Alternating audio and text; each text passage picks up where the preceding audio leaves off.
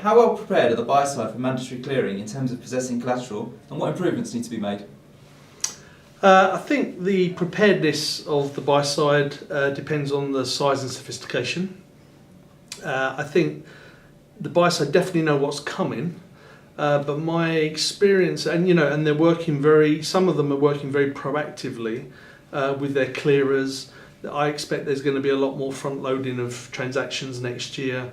So we're going to start to see people really getting prepared. I guess the thing for me is what's not really known or quantified in any great understanding is the effect of collateral and the impact that's going to have. And I think, if anything, there is a need of clearers, there is a need of the infrastructure to really start to be very transparent around the impact of collateral.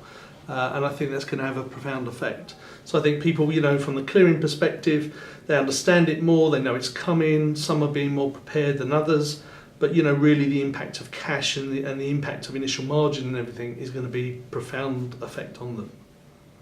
Do you believe there will be a collateral shortfall when EMIR takes effect, and why or why not? Good question.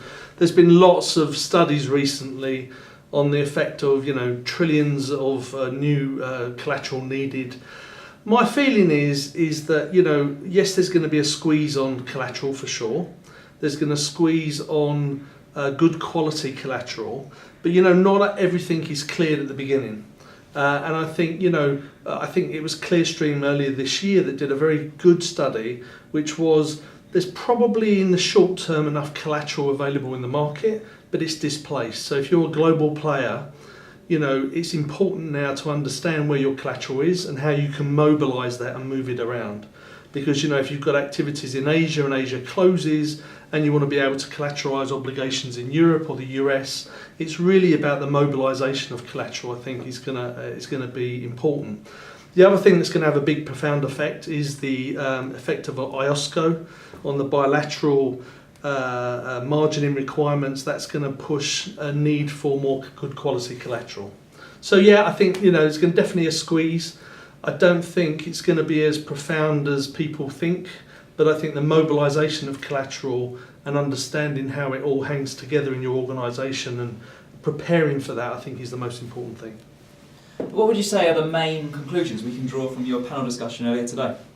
So from the panel discussion, I think it was about, we're talking about insolvency risk really, and I think a number of topics were touched on, but I think the most important one there is really around having a trusted advisory relationship with your custodian or your sub-custodian, understanding the risks. We talked a lot about segregation and the need for segregation.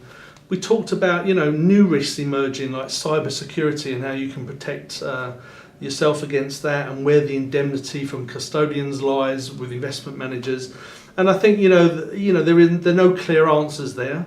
I think there's a lot of work to be done, but also what's very important is your selection of who you're doing business with.